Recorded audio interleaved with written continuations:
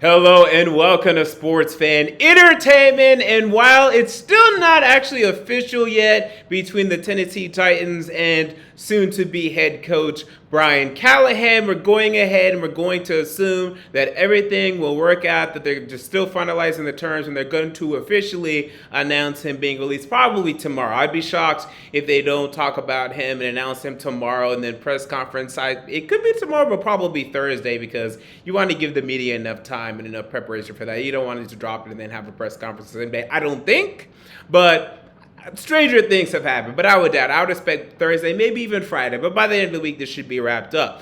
But I decided, hey, let's go ahead because I had time today. Let's go ahead and look at some potential coordinators. So we're going to do offensive coordinators today, and then either Thursday or Friday, we're going to do potential defensive coordinators. So I've scoured the coaching tree.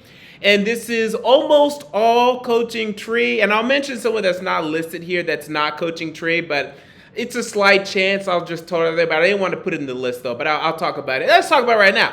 Clint Kubiak. So Clint Kubiak is one name that I didn't put on there. So he is currently I think he's right now the run game coordinator for the 49ers. He technically never coached with Brian Callahan. When Brian Callahan left Denver in 2015, Clint Kubiak came in. And then, they run similar things, and I can see why people would draw the comparisons there. And then Ray Carthon does have the connections to San Francisco. I have hesitancy, though, because Clint Kubiak in his one stint as offensive coordinator wasn't great, wasn't terrible, but wasn't great.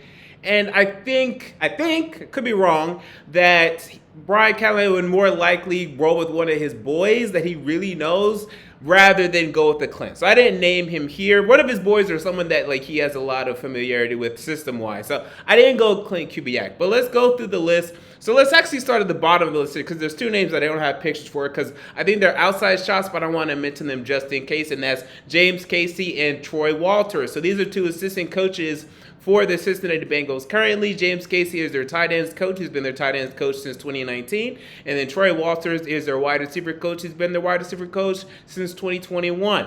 Both of them have, at their respective positions, of the tight ends, not great. For Cincinnati, not terrible, actually. I think now you could say, Hayden Hurst has done some things, and then I'll say that. It's been below average. Maybe not terrible, but it hasn't been probably what it should be. But since he's been there for so long, there's so much familiarity there. Maybe Brian Callahan sees something in him. Maybe he's able to. And this offense coordinator, because by the way, Tom Pelissero came out, NFL Network. He's hearing that Brian Callahan will be calling plays. Okay, so that is what we're currently hearing. We'll see whether or not that's actually true, but I'm assuming that that's true. So this guy wouldn't even necessarily have to call plays. So if he has that sort of trust with him, look out for that. However, you can say, though, that Troy Walters, the wide receiver coach for the Bengals, the Bengals wide receivers are great. Okay, when they're healthy, even when they're not, they're great. Now, is that just because they're great? Is that just because Jamar Chase and T. Higgins are that good, and even Tyler Boyd, and even that fourth wide receiver that they have come in making plays sometimes? I can't remember his name right now off the top of my head, but he's done a good job. So maybe, Callahan sees something in him and he's a guy that he would trust to take the step up and be a non-play calling offensive coordinator. It's a possibility, so I left it out there, but just something to consider. So let's go with my top 5 names that I'm looking out for right now. Let's start with number 1. That is Eric Studesville. Now, this one would be interesting. So Eric Studesville, I want to talk to this guy. This guy has been primarily a running backs coach since 2004. Okay, 2004 with the Buffalo Bills. This guy has spent, I think, 7-8 seasons coaching Willis McGahee. 3 or 4 in Buffalo and then 3 or 4 with the Broncos later, and he resurrected Willis McGahee.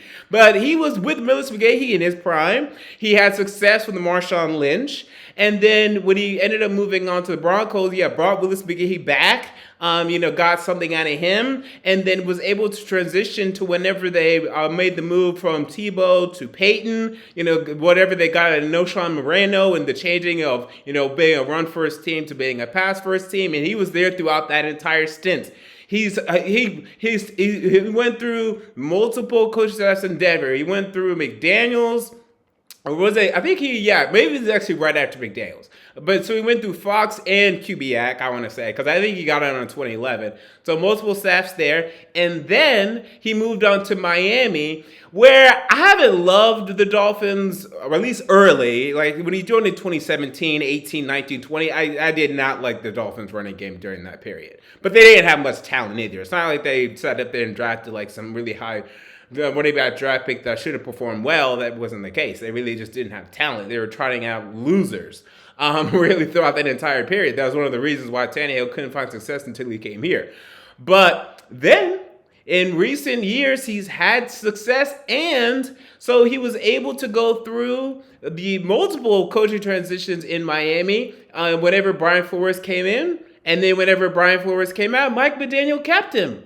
Everyone keeps keeping this guy's running back. And then, so with Brian Flores in 2021, he was co-offensive coordinator with Charles Godsey, who's currently the tight ends coach in Baltimore. It was mostly up and down, to say the least. Why would you have co-offensive coordinators? I don't know.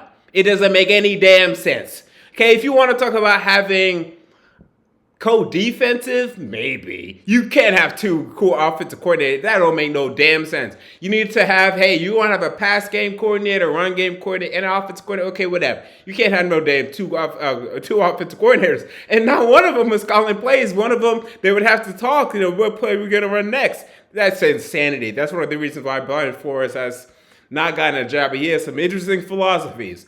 So that didn't quite work. But again, he wouldn't necessarily have to call plays. And again, while that team still went 9-8, and then Flores, they wanted to, there was just a lot of drama that happened. So I don't really hold that a year against him. And then McDaniel kept him. And then this year, he elevated him to being assistant head coach. So this is a guy that throughout 2011 through 2017, spent a lot of years with Callahan, literally almost that entire period. In fact, I think it was that entire period. No, it wasn't. It was because Callahan left for Detroit in 2016. So from 2011 through 2015, spent time with Brian Callahan. They got to know each other very well. He's up to now 56 years old. Do you want to give OC a shot, bro, or not? You've been in the league for a while.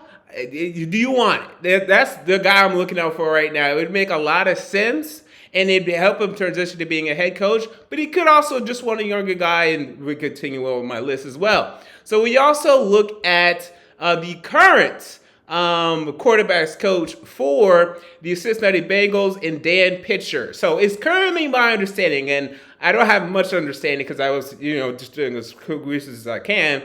Now that Callahan's gone, they're expecting this guy to be the next offensive coordinator. They're expecting him to step up and be promoted. Before that happens, you could ask him, you could come here in Tennessee and we could, fast track you to being a head coach because, I don't know, maybe you just started in Cincinnati. Maybe you want something new. I doubt he'd do that because it's the same position if they are truly making him the offensive coordinator. Again, nothing is definitive on that. That's just what I'm hearing from Bengals fans.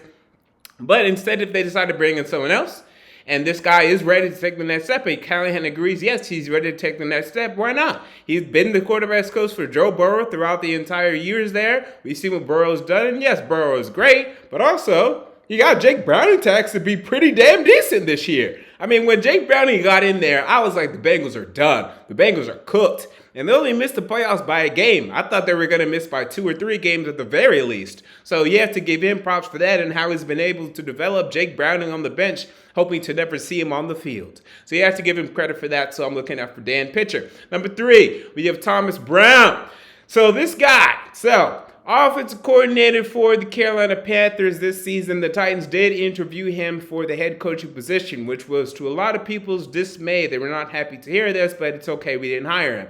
However, we have seen Amy Adams Strunk, or I don't know if it was her, maybe it was John Robinson, but let's just say the organization in general, pulled this move before. In fact, in the previous head coaching search itself with Mike Vrabel. Whenever they interviewed Mike Vrabel, who else did they interview? Matt LaFleur, yes, who ended up being hired not as head coach, but as offensive coordinator. Wow. By the way, we need to have this discussion one day on Vrabel versus LaFleur, because some people were telling me that, oh man, we should have just hired LaFleur. Look, we'll get into that one day. I don't want to get distracted. I have opinions. I don't know if LaFleur would have had as much success early. I mean, Jesus Christ, he had Aaron Rodgers. But LaFleur over years has not been as stingy as Vrabel, and I think that's been the big difference and will be the difference moving forward. But anyway, Thomas Brown. So Thomas Brown. Yes, the Panthers' defense this year offense was awful. And Frank Reich had play calling duties. Then he relieved him to Thomas Brown, and then I think he took him back right before he got fired. But Thomas Brown had it for a little bit, and then he ended up having it by the end of the year, whenever Frank Reich was gone. But even when Brown had it, it wasn't any different. And I haven't done a huge deep dive on the Panthers film. Why would I do that? Why would I subjugate myself to that? But even week 18, the final week of the year, shut out. And look, Bryce Young, he's talented. Look, I had both Bryce Young and CJ Stroud neck and neck. Stroud had the best rookie season ever. Bryce Young stunk. I think a lot of that was just a difference in circumstances situation. I'm not going to bail on Bryce Young, especially after seeing what Baker Mayfield did now that he's left Carolina. Okay? I'm not bailing. So that's concerning. However, I do think that Frank Reich was such a disaster that the scheme wasn't working. The personnel wasn't there. I mean, you were talking about Adam Thielen at 32, 33 years old is your number one. Adam Thielen? And then, Miles Sanders is our bell cow? I mean, when was the last time we ever seen Miles Sanders be a bell cow? Let's get real, okay? Get a real running back next to him or do something else. Ridiculous. Let's just try Hayden Hurst or whoever else they had at tight end. It just didn't make any sense. Mingo, I expected more from, but he didn't have it. And Chark he's just DJ Chark, and Chenault is Chenault. So it was just doomed to fail. So I just think, look, he was the assistant head coach, okay? Not just on this staff, not just, kind of having a role. He was the assistant head coach for the Super Bowl winning LA Rams. Sean McVay trusts this guy, okay? And he got a lot out of Tyler Higbee whenever, for the tight end position as well. So I'm not completely buying it yet. I need to see more. It's someone that he was ranked very highly in the NFLPA poll. So I think that's interesting as well. I think he was ranked number one or number two in terms of who these players love to play for. So there's something there. And again, he won't have play calling duties if Brian Callahan trusts him. That's the thing. There's no link there. Okay, there's no link outside of as far as I know, there's no link. I didn't see a link. So maybe that's what Rand Carthon wants, or maybe Amy Adams Strunk would want, but Callahan has to sign off of it. Well, are we going to be collaborative or not? Okay? So I'm not expecting this, but it's just interesting because we've seen this in before.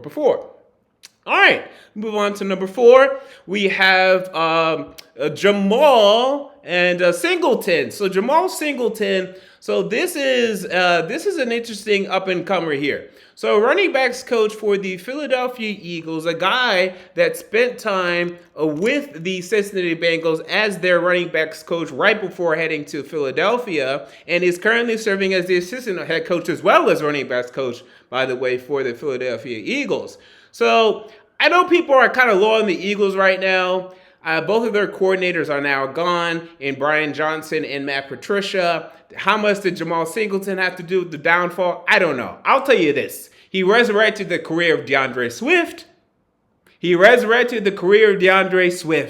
And then Joe Mixon was good under him. Good. Never great, but I never thought Joe Mixon was going to be great anyway. So he's been an assistant head coach at this point. He's been a running backs coach. Does he have interest in being an offensive coordinator? One of the things you always have to consider, some of these guys, they just don't want to be offensive coordinators.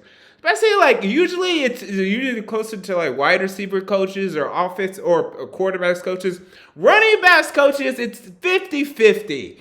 Defensive line coaches, it's 50-50, So it just depends what he wants. I don't know. But assuming that he's already been an assistant, he brought DeAndre Swift back to life. I like a lot here. I think this is a guy that, he'd be interested in as well. And then how about this as a name? I didn't even know this guy existed until today. And that's crazy to me. Ben McDaniels, the younger son of Josh McDaniels. I didn't know about this guy until today. So this guy has been in the college ranks up until last year. Last year, 2022, he finally joined the Texans as their wide receiver coach and pass game coordinator. And look at what the results were this year. So look, again, we can give, and we should give all the credit to Bobby Slowick, or at least a lot of it, and to Stroud as a player himself. But look at Nico Collins, and look at his progression as coming from, Michigan, third round, 2 400-yard seasons, and then boom, a 1,200-yard season. You know who could use that? Traylon Burks. Traylon Burks could use that. So this is someone that I haven't even heard anyone discussing. But I'm like, wait a minute. This guy looks okay. So he brought the wide receivers back to life. Got something out of, he got like the same out of Robert Woods. But got a very promising out of Tank Dell. He doesn't have to be a play caller yet if Brian Callahan doesn't want him to be. This is an interesting one. The problem here also, though, is, the link is weak. It was 1 year that he was a quarterback coach. And by the way, he's been in the NFL before. I said he's been in the college ranks for a while. He's in the college ranks like from basically 2014 through 2020. So there was a period of me growing up, from an adult or from a teen to an adult. He's been at college. I didn't know who he was before that. But in 2010, he was the Broncos quarterbacks coach when Brian Callahan was the offensive assistant. This 2010 Broncos season was a disaster. But this was like when they drafted Tebow, and Josh McDaniels didn't want to draft Tebow and all of that drama. I blame that on Josh. I don't think this guy could have done anything. And by the way, that was 13 years ago. He was 30. Okay, and now he's 43, 30 years old. I mean, that guy was young. I'm not blaming him because he couldn't develop Tim Tebow in his rookie year. Oh, and I think Kyle Quinn should have been there. Was it Kyle Quinn? Is that his name? What was his name? It's going to bother me if I don't get his name. Who was that 2010 Broncos quarterback? Look this up real quick or it's going to bother me. But yeah, they had that season previously in 2009 where they started off 6-0, gangbusters. They finished 8-8. Oh, Kyle Orton. I don't know why I said Kyle Quinn. Kyle Orton. I knew it was like, I don't think it's Quinn, but yeah, Kyle Orton. So I'm not going to blame him because Kyle Orton, Brady Quinn. That's why I said Kyle Quinn. And Tim Tebow were a disaster. I'm not going to blame him for that. That was 13 years ago. And now, last 2 years, well, maybe not last year, but this year did very well. And also I see in 2020 when he's assistant wide receiver coach for the Texans. Okay. So he's literally been the development for Nico Collins.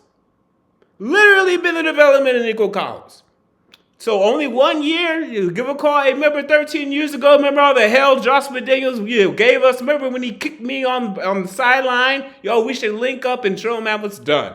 So look out for Ben McDaniels. So there you go, 7 names, 8. If you want to include Clint Kubiak, potential names to look out for. Is there more names that solidify? I'll cover that as well.